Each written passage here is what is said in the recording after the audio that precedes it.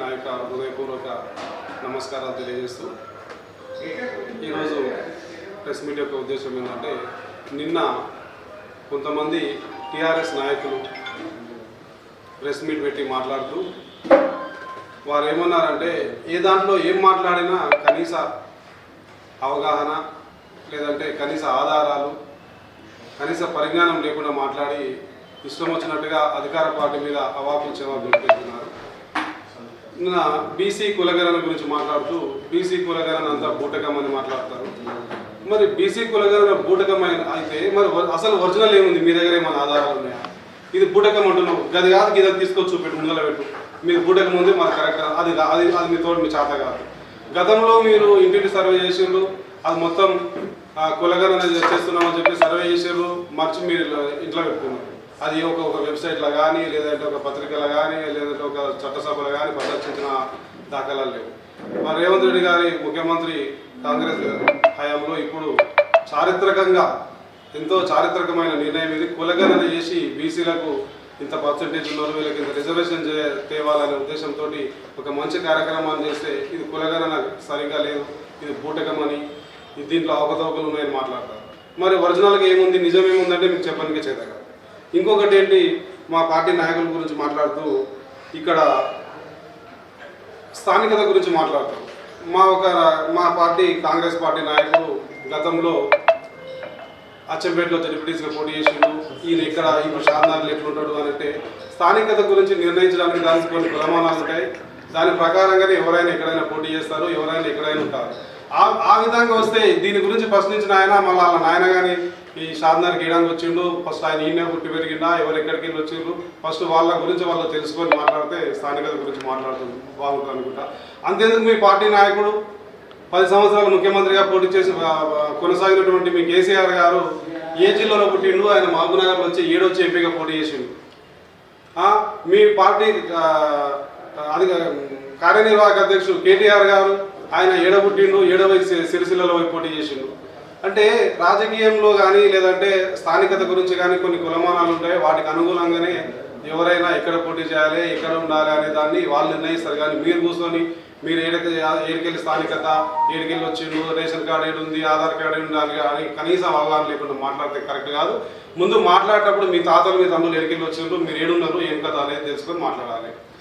ఇక ఎవరైనా ఎప్పుడైనా ఏది ఇంకొకటి ఏముంటుందంటే, ఈ ప్రెస్ మీట్ పెట్టంగానే ఈ మైకులు ఉంటాయి కదా, ఈ గొట్టం కనబడంగానే రెచ్చిపోతుంటారు. ఇక నాకున్న సబ్జెక్ట్ ఇంకా దునియాలో ఎవరికి లేదు, నేను ఇక దేశకి నేతను అది ఇది అని మాట్లాడడం.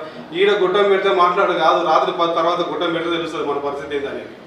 కాబట్టి అసలు మాట్లాడేటప్పుడు మినిమం కనీస అవగాహనతో మాట్లాడాలి. అవాకు చెవాకులు ఇంకా క్యాంప్ ఆఫీస్ గురించి మాట్లాడతారు. క్యాంప్ ఆఫీస్లో కూర్చుంటారు, పండ్లు పలహారాలు పెడతారంటే బరాబర పెడతారు. మా నాయకులు పండ్లు పలహారాలు అంటే మేము వచ్చిన వాళ్ళకు అతిథులకు ఆహ్వానం పలకాలి, వాళ్ళు వచ్చిన వాళ్ళకు మంచి చెడుకు వస్తారు, దూరం నుంచి వస్తారు, ఆకలికొని వస్తారు, దూపకొని వస్తారు, వాళ్ళకి పండ్లు పెట్టాలి, భోజనం పెట్టాలి, టిఫిన్ పెట్టాలి, నీళ్ళు వేయాలి. ఇది మా సాంప్రదాయం. మీకే సరిపోక ఇంకోరికి పెడతారు. మేము పెడుతున్నాం, ఆస్వాదించండి. మీకు కూడా పని ఉంటే రాండి, పని చేసుకొని పోండి, తినిపోండి. అంతేగాని పెట్టడం పెడనీయకుండా ఆడ పండ్లు పెడతారు, ఈడ పలహారాలు పెడతారు, ఇది పెడతారు, అది పెడతారు అనే అర్హత మీకు లేదు. మీరు చేయలేదని ఇంకోటి చేస్తుంటే ఊరకుండా ఉండే తత్వం కరెక్ట్ కాదని నేను ఈ సందర్భంగా తెలియజేస్తున్నాను. ఇంకోటి ఏంటంటే, ముఖ్యంగా మా నాయకుడు యొక్క ఒక ఆయన, మా కాంగ్రెస్ పార్టీ నాయకుడు ఏదో ఇంటి విషయంలో ఆయన కబ్జా చేసిండని, పక్కన పార్టీలకు ఎంక్రోచ్ అయ్యిందని ఒకటి మాట్లాడు. మీ దగ్గర ఏమైనా ఆధారం ఉంటే తీసుకురండి, ఎవరి దాంట్లోకి ఎంక్రోచ్ అయ్యిండు, ఎంత తీసుకున్నాడు ఆధారాలు తీసుకురండి, సంబంధిత అధికారులకు కంప్లైంట్ చేయండి, అదేమన్నా ఉంటే చూపియండి. అంతేగాని ఫ్యాన్ కింద కూర్చొని మీకు ఇష్టం వచ్చినట్టుగా అవాకులు చెవాకులు పాడితే ఎవరు ఊకోరు. మళ్ళొకసారి ఈ తిక్క మాటలు, తలతో కలిగిన మాటలు మాట్లాడితే అనవసరంగా దేశశుద్ధి చేసుకోవాల్సి వస్తుంది. అంతవరకు తెచ్చుకోవద్దని నేను ఈ సందర్భంగా కాంగ్రెస్ పార్టీ తరఫున హెచ్చరిస్తున్నా. ఎందుకు అనంటే, అట్లాంటిది ఏమన్నా ఉంటే దానికి ఒక యంత్రాంగం ఉంటుంది, సంబంధిత అధికారులకు కంప్లైంట్ చేయండి, వాళ్ళే వచ్చి చూసుకుంటారు. మీరు 10 సంవత్సరాలు అధికారంలో ఉన్నారు, 10 సంవత్సరాలు అధికారంలో ఉన్నప్పుడు 7 ఎంక్రోచ్ అయ్యిందో మరి అప్పుడు ఎందుకో చేయలేదు. అసలు ఇప్పుడు మాట్లాడే ఆయన అధికారంలో ఉన్నాడు, అత్తలేడు పత్తలేడు. ఇప్పుడు వచ్చి ఏదో ఇప్పుడు ఇక అంతా మొత్తం మైక్ల ముందు కూర్చొని మాట్లాడుకుంటూ అధికారంలో ఉన్నాడు. 10 సంవత్సరాల అధికారం ఉంటే లాస్ట్ ఒక సంవత్సరం ముందు ఏదో చిన్నదో పెద్దదో ఒకటి ఒక పదవి రాగానే దాన్ని తోక తలగేసుకొని చెప్పుకున్నాం. కానీ 9 సంవత్సరాలు అత్తలేదు పత్తలేదు. కాబట్టి నేను ఏమంటున్నా అంటే, ఏదైనా మాట్లాడితే కూడా, విమర్శ చేస్తే కూడా ఆ విమర్శ ఎట్లుండాలంటే సద్విమర్శ ఉండాలి. మీ విమర్శ కూడా అందులో నేర్చుకునేటట్టు ఉండాలి. కానీ లేనిపోని లేనివి సృష్టించి మీద మాట్లాడే బట్టగాల్చి మీదేస్తే అంత తెలివి తక్కువలు, అంత తెలివిలేని వాళ్ళు ఈ రోజులలో ఎవరు లేరు. సరే గత 10 సంవత్సరాలలో మాదే నడిచింది, మేము ఆడిందే ఆట పాడిందే పాట అనుకున్నాను. కానీ ఇప్పుడు అట్లాంటి ఆటలు పాటలు సాగే సమస్యనే లేదు.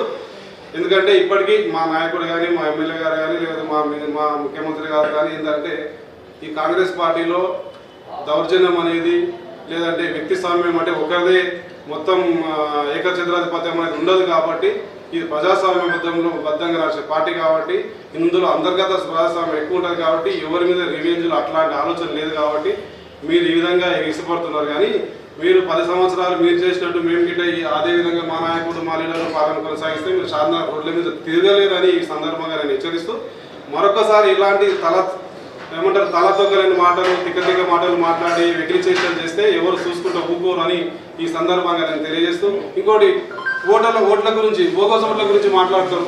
బోగస్ ఓట్లు ఉంటే నేను ముక్కు నేలకు రాస్తా, గోడకు రాస్తా, కడపకు రాస్తా అని మాట్లాడతారు. మరి అది తీసుకొచ్చి చూపిస్తే మళ్ళీ మేమైతే చెప్పలేదు నేలకు రాయమని. ఆ బోగస్ ఓట్లు ఉన్నాయా నాయన వచ్చి చూడండి అని చెప్తే మళ్ళీ నేలకు రాయనికి రాయరు, భూమికి రాయనికి రాయరు. అందుకే ఏదైనా మాట్లాడేటప్పుడు చూసి ఆచితూచి ఒళ్ళు దగ్గర పెట్టుకొని కరెక్ట్గా మాట్లాడితే మంచిగా ఉంటుందని ఈ సందర్భంగా హెచ్చరిస్తూ మరొకసారి ఇలాంటి తలదొక్కలేని మాటలు మాట్లాడకుండా ఏమన్నా విమర్శ చేయండి. ప్రజాస్వామ్యంలో విమర్శ చేసే హక్కు ఉంది. ప్రతిపక్షాలు నిలదొక్కోవాలి. మీ పార్టీ లాగా, మీ నాయకుల్లాగా ప్రతిపక్షాలను నోరు నొక్కేసి ప్రతిపక్షాలను లేకుండా మొత్తం కొనేసి అమ్మేసి బెదిరించి చేసే సంస్కృతి కాంగ్రెస్ పార్టీలో లేదు.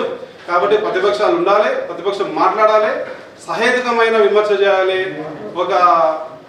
ఆ విమర్శ ఎట్లా ఉండాలంటే సద్విమర్శ ఉండాలి. మీరు చేసే విమర్శతోటి మేము తేరుకొని మా విమర్శని అనేది మా తప్పు ఉంది కదా అని మేము తప్పును సరి చేసుకునే విధంగా ఉండాలి. కానీ తలతోకలేని మాటలు మాట్లాడితే బాగుండదని ఈ సందర్భంగా హెచ్చరిస్తూ మరొకసారి ఇలాంటి వెకిలి చేస్తూ మానేసి మంచిగా సద్విమర్శ చేసి ప్రజలకు, తర్వాత అధికారులకు, పాలనకు సహకరించాలని కోరుతూ ఈ అవకాశం ఇచ్చినటువంటి మీడియా మిత్రులందరికీ నా యొక్క హృదయపూర్వక ధన్యవాదాలు తెలియజేసుకుంటూ చూస్తున్నాను.